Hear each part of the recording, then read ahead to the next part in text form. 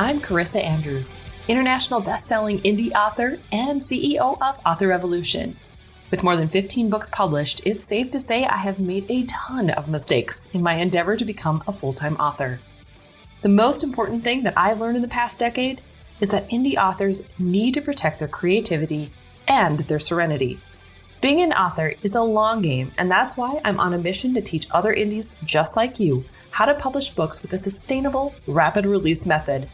I created the Author Revolution podcast to give you insights and actionable step-by-step strategies to help you do just that.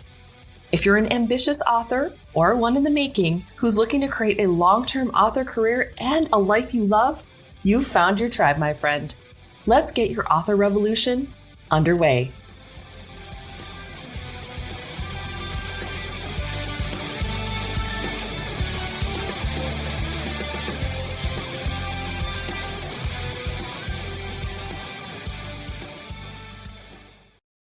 Well, hey there, and welcome back to the Author Revolution podcast.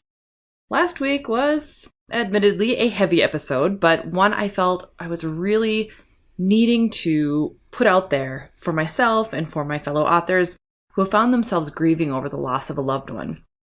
This week, while not nearly as heavy, feels kind of like an extension of it though.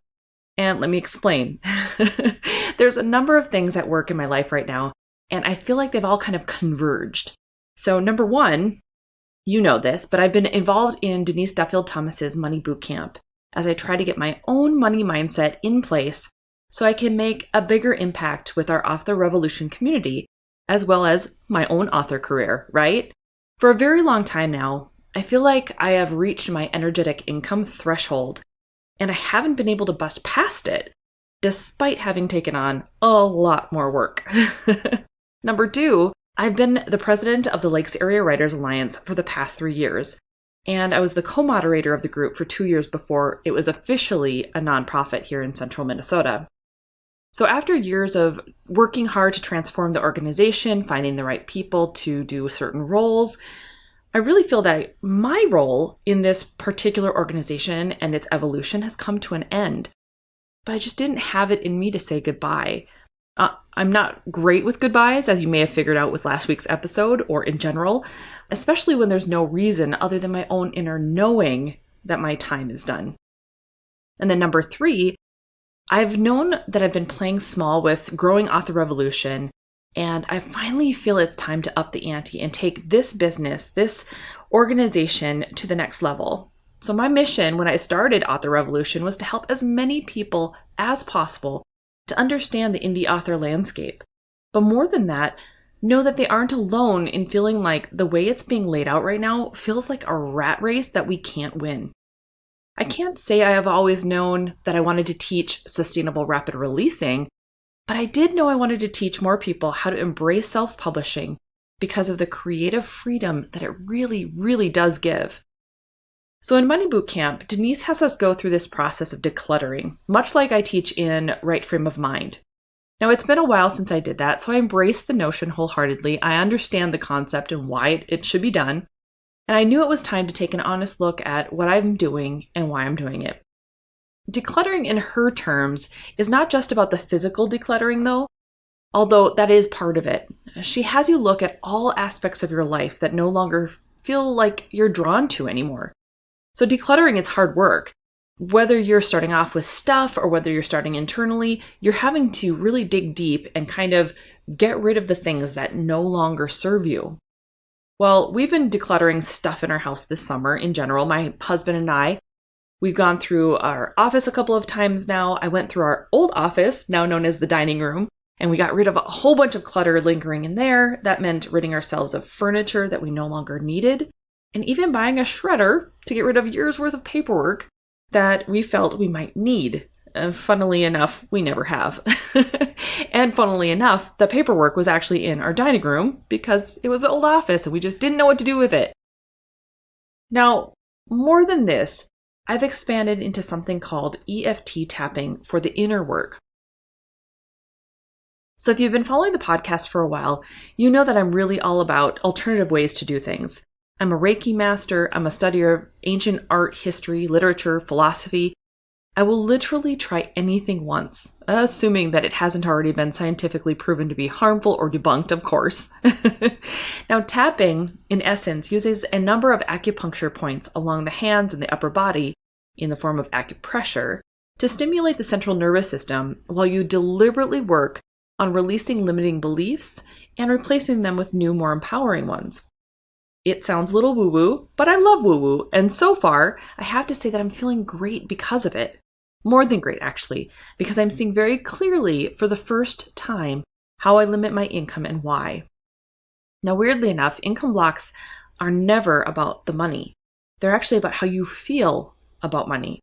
We attach a meaning to how much we earn, like our own self-worth, our intelligence, our capabilities, our likability, etc. And when you're self-employed, that's way worse. So in Money Bootcamp, Denise introduced tapping, but I've actually taken it a step further because, of course, that's what I do. You know this. And I'm currently reading Tapping into Wealth by Margaret Lynch Rainier. As I've been working through these two programs, the course and the book, I've come to realize that one of the ways I've held Author Revolution back is because of the Lakes Area Writers Alliance. So in essence, the goals are very similar.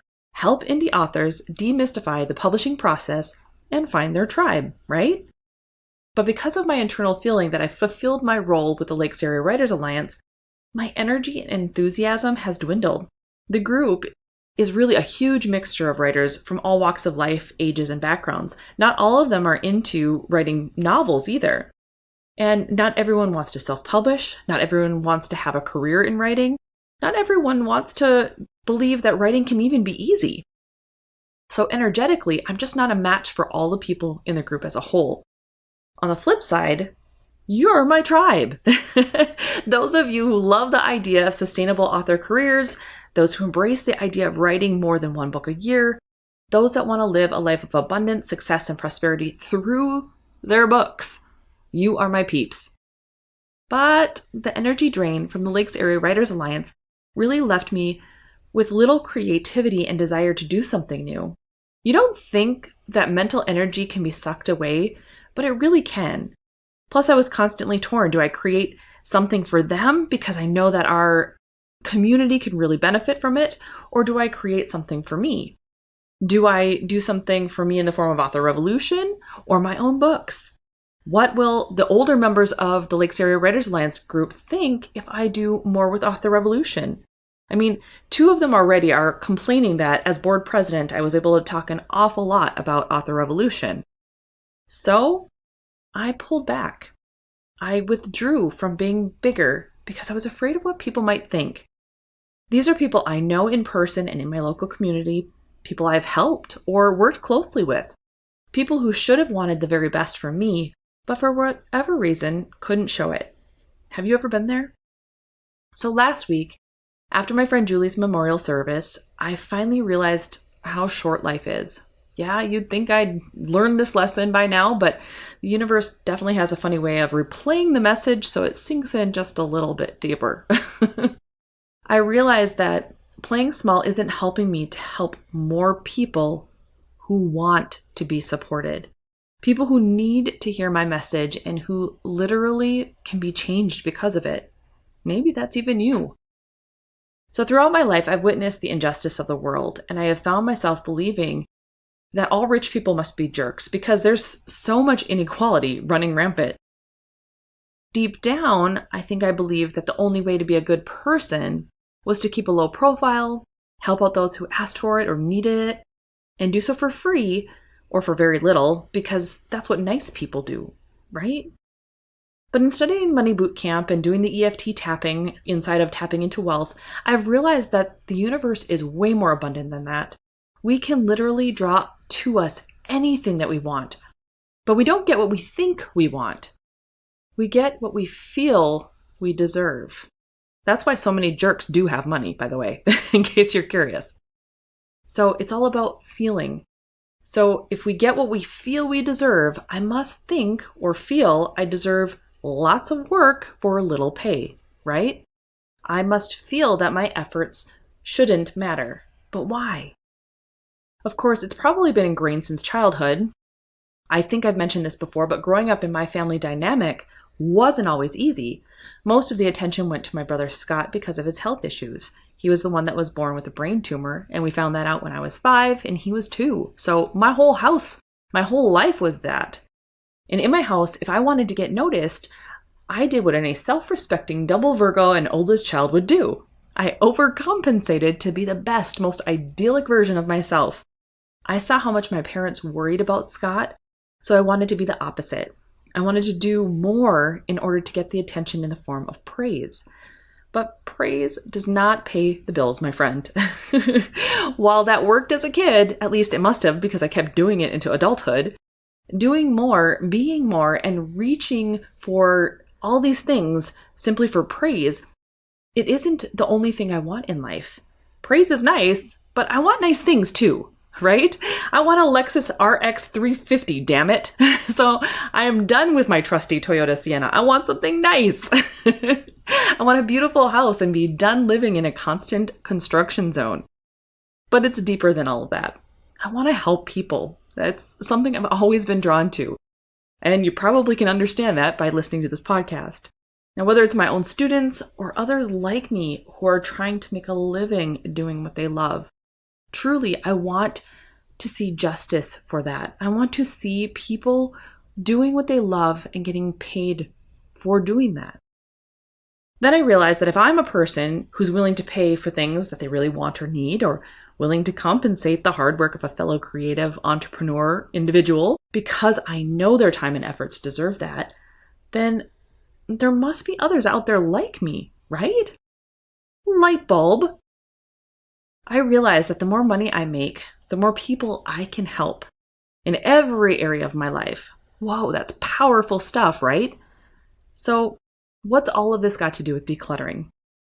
Well, last week I finally bit the bullet and stepped down as board president of the Lakes Area Writers Alliance. My goal now is to support the group as Author Revolution through contracted services should the group see them fit. Then I am doing what I love. The old biddies who are peeved at me for doing what I love can quiet down, and best of all, I can reclaim my energy for me and for you. But of course, this isn't all about me, and you know that, right? So I want you to think about, how does this story help you? Where have you been playing small? What areas of your life do you need to focus the light of awareness into so you can declutter? Do you have a job you need to let go of? A relationship? A limiting belief or two? In what ways can you move forward more confidently into your ultimate dream life? What's been standing in the way of writing that book or that series, for example? What are you willing to let go of in order to let new energy into your life? New energy to tackle your writing or marketing efforts? New energy to brainstorm a new series? Or maybe it's even new energy to bring the right teachers to you at the right time so you can confidently step forward. Your job, should you choose to accept it, is to think about the ways you've been holding yourself back and declutter. If you're not sure what's been holding you back, start by doing a physical declutter. Go through the areas where you work and you write first. Get rid of stuff that no longer makes you happy or no longer suits the space. Get rid of anything broken or overall just not vibing with you. Then, when you've had some time to process your physical world, ask yourself the question, what do I need to let go of? Typically, the first thing that crops up in your mind is really something you want to take a closer look into, because there's probably something there that your subconscious mind has been telling you to let go of. However, when you declutter, I want you to be aware that getting rid of the old isn't the end of it. It creates a vacuum for more energy and good things to come in. So be on the lookout for what your intuition is guiding you toward. If you ask for more money, listen to the internal nudgings about what to do next. If you ask the universe for more guidance, pay attention to who or what shows up in your life. If you wanted more time, don't be surprised if jobs shift or layoffs happen or things fall apart. Sometimes things have to fall apart before they get rebuilt. You know what I mean? Now, by the time you listen to this episode, my very first online version of the 3-day Plan Your Series Challenge will be coming to an end. Maybe it's already over. But I want you to know, for me, the experience was already life-changing. Not only because of the energy of the people in the group, but because of the fact that I let go of my own limiting beliefs to try something new, and it was fantastic. So if you missed this version of the challenge, I want you to know that my plan going forward is to launch the challenge once a quarter for the time being, as long as it's helping me to help people get their thoughts down and a series mapped out. And I'll just keep offering it for now while I'm vibing with it. Now, the next time I'll be running this challenge is October 25th through the 27th. We're going to be hitting it hard right before NaNoWriMo, so we can dive straight into the awesome energy of that event inside of Rapid Release Roadmap with a 6-week writing sprint. So speaking of the 6-week writing sprint, we are about to head into our first Rapid Release Roadmap hosted 6-week writing sprint for students. So those who are inside the course already are invited to take on the challenge of writing the first book in their series that we just mapped out through the challenge, or if they've already been planning one out and getting ready to write the next book, right alongside me as I work on Immortals, which is book 3 in the Diana Hawthorne series. We're going to be trying out a new tool called Write to host an Author Revolution writing sprint inside our own sprint room. It looks amazing. So if you aren't yet a student of the course, I encourage you to check it out and enroll by heading over to rapidreleaseroadmap.com. It currently costs $497, or you can break it out into 6 monthly payments of $97 for a limited time. But I will warn you, the price of this course is going to be going up in September. I don't know what the price point is going to be yet. I'm still crunching numbers to put it in alignment with my money mindset stuff and what it'll allow. But I wanted you to know so you can get the best deal possible if you've been considering joining. And I sincerely hope you do. Now, as always, you can download the transcripts to this episode by going to authorrevolution.org/92. And then just scroll down to the bottom of the page. That's where the link is. I will also be including links to Denise Duffield-Thomas and Margaret Lynch-Rainier in case you want to check out either of those awesome ladies. Well, my friend, this certainly has been a year of evolution and discovery for me. So thank you so much for being a part of it so far, and I sincerely hope that you're learning and growing just as much as I am. It's been a lot of fun so far, and I know that we are going to be doing great things in the future. So for now, all that's left is to go forth and start your author revolution.